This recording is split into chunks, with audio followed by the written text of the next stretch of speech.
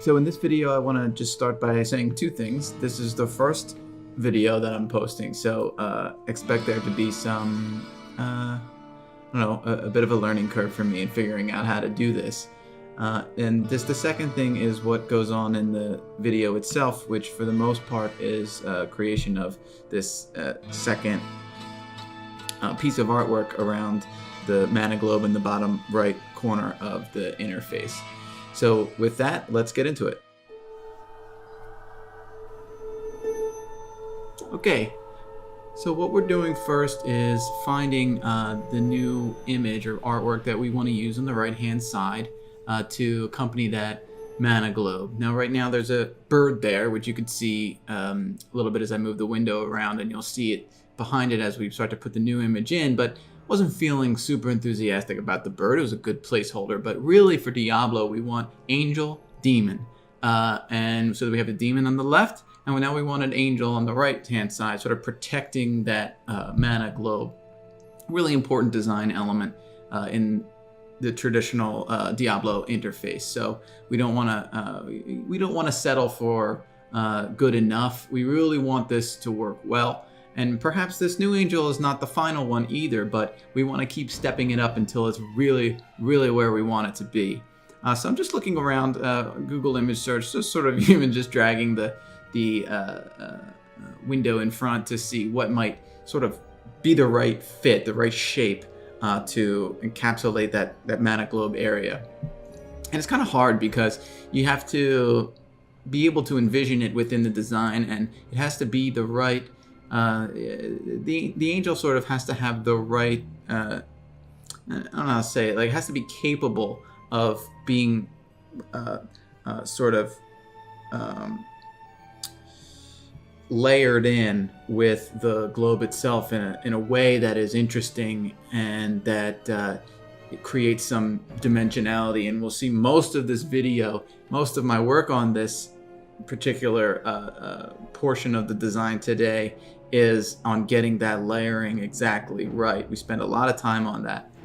So this one is the one that I end up choosing. We go away from it, we come back to it. But the one with that checkered background is the one we end up going with for now. And one of the reasons is simply it's already cut out of the background. So it's transparent, which means we don't have to go through with the pen tool and click, click, click, click, click, click, click, click, click all the way around, or we don't have to do any fancy nonsense with like a magic wand tool or something. Or any other tools that help you, take anything out of the background. We can just use it as is. What you're seeing now are some textures that we do end up using as well. But for right now, we're just putting the artwork in place. We're seeing how it's going to fit in.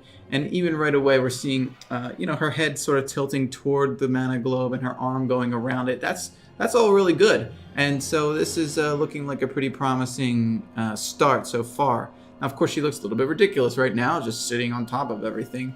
And really, my job for the rest of this design session is to make her fit in with the rest of the design. So we're seeing that now. We're seeing kind of where we want to put her.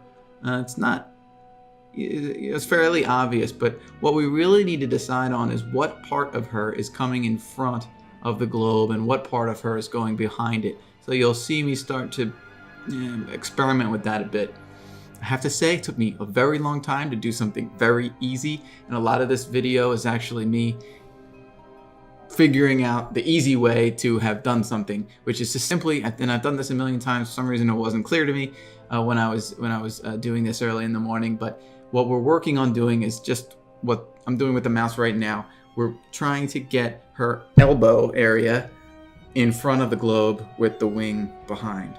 So a lot of this is talking through, and if you watch on stream, you'll see I'm just talking through everything what I'm doing, and that seems to be helpful in terms of staying focused and not getting too lazy about things. But if you do watch a stream, you'll see a little bit more of a deliberate process, whereas sped up, it just sort of seems like we're headed in one direction. That's great, but it is a bit more deliberate than that.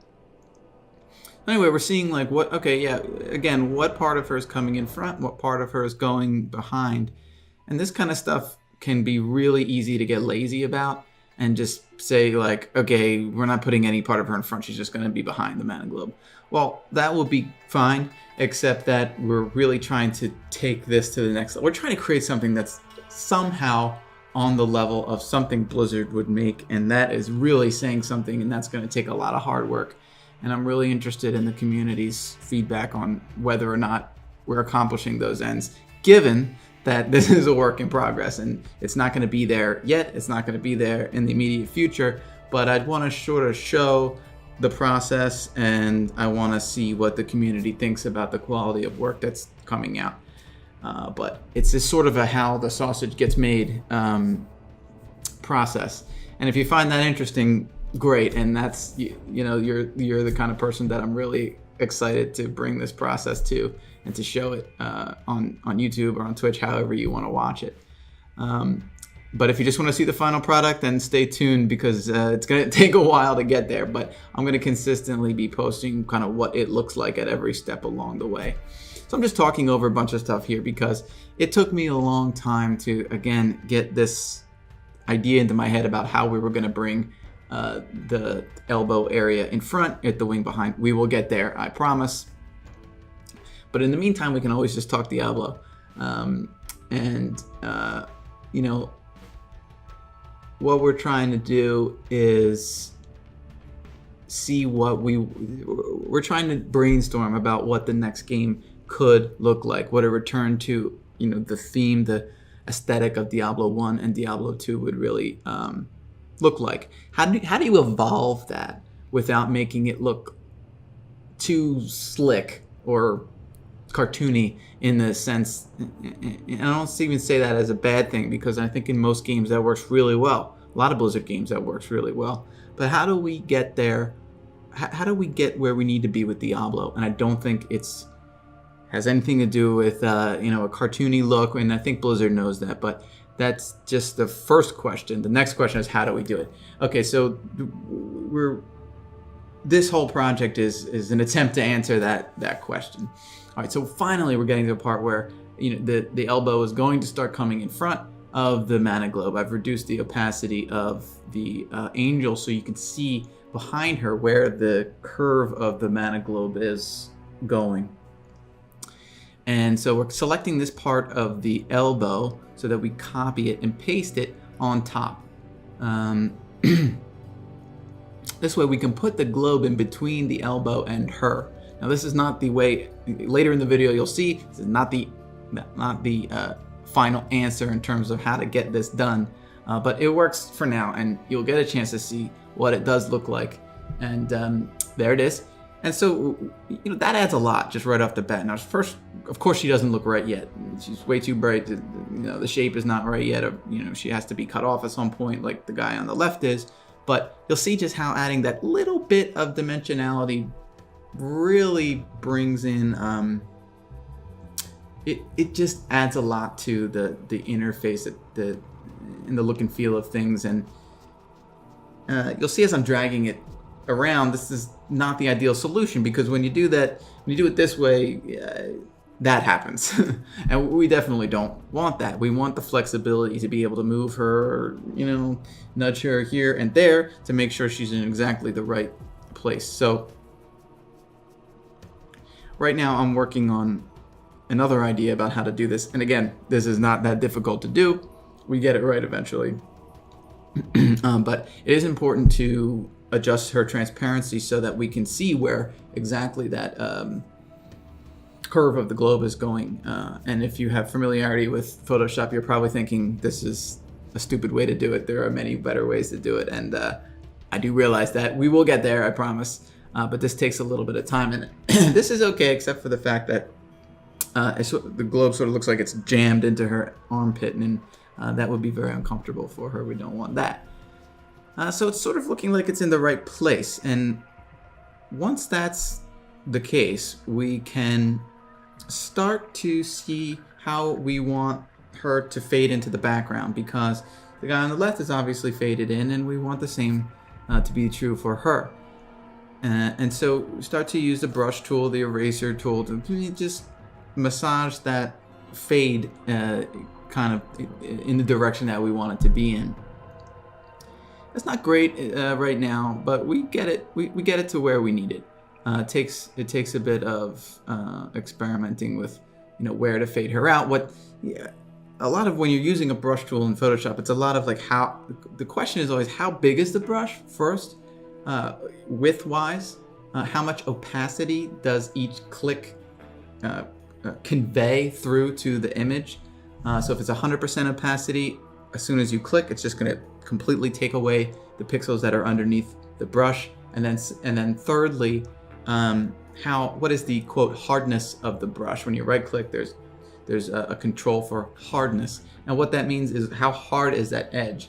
Usually we don't want a very hard edge because, well, it's difficult to control and mistakes become very obvious. So we sort of massage it and we use a softer edge, if nothing else, just to especially when we're doing shadows, because shadows in real life don't have a hard edge usually. They're sort of softer, and so that's what we're doing. That's what we're doing now. We get it pretty much where we want it, and this, takes a little while to get there, but it does get there. And we'll start to look at her wing, okay? Because the wing is really interesting, and I wasn't expecting this to happen at all, but the way that her wing separates that higher divider line from that lower one on the right hand side is really a strong, I think, feature of using her as this element, because it does break another boundary, comes up in front of that dividing line. And so now we have sort of three layers. We have the back layer that's going behind the orb. We have her arm, which is coming in front of the orb. And then we have her back, arm, and wing, which is even coming in front of the interface itself, in that bottom divider and the top. And I think that'll be even more evident as we flesh out how the interface looks at the bottom, and we start to bring a color to that area to separate it from the gameplay area itself. And I think that will just, her doing that will add more interest. And again, we're coming back to this same issue with the elbow, and I'm still doing it the wrong way, unfortunately, and this takes a while, but we will get it right. She's still looking very white, very bright as compared to the rest of the image, and once she starts to blend in a bit, I think you'll see where this is headed, and I think it adds a lot. And we're starting to get there, but again, we're noticing the issue with having two layers, one with her body, one with the elbow, is that if you applies any sort of effect to the body, it's not necessarily going to apply to the elbow. And even if it does, even if you copy it onto that second layer with the elbow on it, it's going to stand out, especially if there's a drop shadow or something. You're going to be able to notice it. So she's starting to get darker, which is really good, and that helps us fit in. Now this is a texture I'm using on top of the demon on the left just to make it look a little bit more ragged. The demon originally looked very smooth, sort of photorealistic, and that's definitely not what we want for this particular design. Diablo should look worn, should look, ragged. It should look as if these interface elements have been through a lot, have been to hell and back, so to speak. So we're using that texture to give the artwork that kind of quality. But the texture itself is flat. It's just a rock. It's actually a picture I took in Palm Springs, somewhere, California. I took a bunch of pictures and of just stones, with the hope that maybe they might be useful in this design, and I think this is, but it's flat, and the angel is not. Now I want to jump to where we are now, and just to say that when I adjusted her levels, that's a filter that you can put on a layer that just affects the brightness and contrast, and it just makes it look one way or the other. But anyway, using that filter really helped her blend in, and I think what it did is inadvertently, a lot of designers just happy mistakes, and this was a happy mistake. She sort of looks kind of like a bronze statue now or something. She has a goldish or reddish quality, which I'm really liking as a theme for what this interface can look like, and how the Diablo 1 and Diablo 2 more rock face or stone look could maybe evolve into something that has that as well, but is also more ornamented and has more of a metal or bronze type feel to it. Not at all to depart with what's been done in 1 and 2, because that's where we get our inspiration from, but this does need to be an evolution of that aesthetic, just like D2 was an evolution of D1. D4 should be an evolution of D1 and 2. And some parts of D3 I do like. We'll have other videos to cover all of that, but for the most part, let's view D3 as a departure and view this project as just a shot in the dark, so to speak, as to what the next Diablo game could really look like. Now, when you're designing, sometimes you want to push things too far just to figure out where that happy medium is. And so I intentionally pushed this levels filter too far, made it too dark, just to figure out, okay, this is too dark, this is too light, this is right where we want it. So we ended up, I think, in a pretty good place. Now I'm just working on some shadowing because we want to add some dimension to our arm. We want it to be obvious that's coming in front, and part of that, we want it to be obvious that she is interacting in the same space as the mana globe.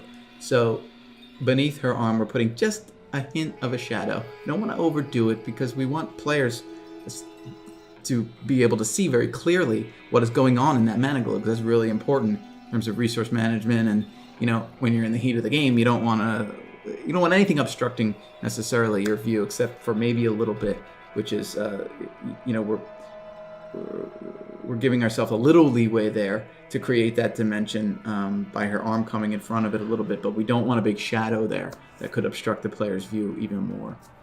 So now I'm getting towards the end, and as I get towards the end of the hour that I stream and design every morning, I like to just move stuff around sort of randomly to see what might inspire some thoughts about the next day. I like to come back to it and see something where it wasn't before, essentially. So I don't really think I do that too much here, but you'll just see me like moving things around, just sort of almost at random. But I do really like that ornamented strip that I was moving a moment ago, and so I'm trying to think about, where's that going to be? What's going to be on there? Is it going to be skills? Is it going to be potions or text or something else? Now we're looking at the demon a little bit on the lower left right before we wrap things up, and noticing that he actually has wings, and I masked them out earlier, but now that the angel has wings, it's sort of a larger design element. Let's look at him and maybe bringing his wings back into the picture. So back when I masked them out, I did it and saved the path that I used with the pen tool.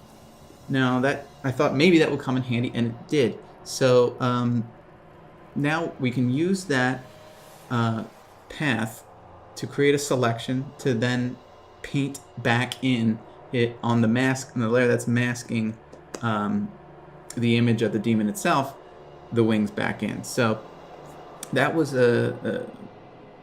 that's why you sometimes want to save paths like that. That took you a while to create. Just save them. There's a whole palette for that. If you look to the right of layers at the top of that palette, you'll see paths, and that's where that was saved. Now that she has this bronze texture, I wanted to try to bring that over to him, and that's not always easy to do, because mostly, well, especially in this case, because the gargoyle is mostly doesn't have a lot of color to it, the original image. So how do we colorize it when it really doesn't have any color information there? And so I wasn't sure this would work, but it ended up working a lot better than I thought. I think I just used a hue saturation filter to change the hue, not so much the saturation, but the hue of the demon, and you'll see he starts to take on that goldish kind of color. Now all of these are smart. I try to use smart filters whenever I can, because smart filters on a smart layer allow you to hide them, show them, and then most importantly, change them later without affecting anything else. So you're not doing anything destructive to the layer itself. You're just it's almost a layer in itself, the effect. So it allows you to adjust it later, and that's really important. If all these were destructive filters like back in the day they used to be, this whole process would be a lot harder. But so now you notice that reddish quality is coming in, and it's really nice. I think it's giving it that bronze look, but we're noticing also that she's doesn't have that reddish quality everywhere. It's just more on the wings than it is on her face and body. So that differentiation adds, again, a little bit of dimension to it. So we're going to do the same thing over here simply by masking so when you create smart filters, there's actually a built-in mask just for the filters that tell the layer where on the layer the filters should apply. So now we're just erasing a tiny, tiny bit, not even to the point where you can really notice it, but you know, Diablo is in the details, so we really want to take great care in what we're doing. So we're just varying the where that filter is applied, less to the face, more to the wings and the outside of the body, just like on her side. And the very last thing I do is to copy this little divider over from the right to the left side. And actually it's a minor thing, but it really adds a lot. You'll see, back up a little bit. We see how, okay, we have the space now where our interface is going to live. And we have this angel and this demon coming up out of it. Yeah, they're big and they're really going to overlap the play area. But go big and go bold on this interface, because that's one of the most beautiful things about Diablo is the interface itself. And I think that was looked over a tiny bit in Diablo 3. Putting aside the way that Diablo 3, like the look and feel of the game and how it may not be really what we wanted to see, but so we're done. But putting that aside, even the interface itself didn't seem like it maybe got all the attention that it deserved, although there were some beautiful elements to it. So that's not true across the board. That's not universally true. Thank you for watching. I stream every morning, and this is a new project for me. So there's gonna be a bit of experimenting here. Please put your comments below. If you wanted to subscribe, that would mean a great deal to me. I have right now 0 subscribers. This is just something that's fun for me to do, and I hope that kind of by opening it up to the community, we can have a little bit more of a feedback and a back and forth, and make you part of the process as well. Okay, so everyone have a great day. Thank you for watching, and there will be more videos to come.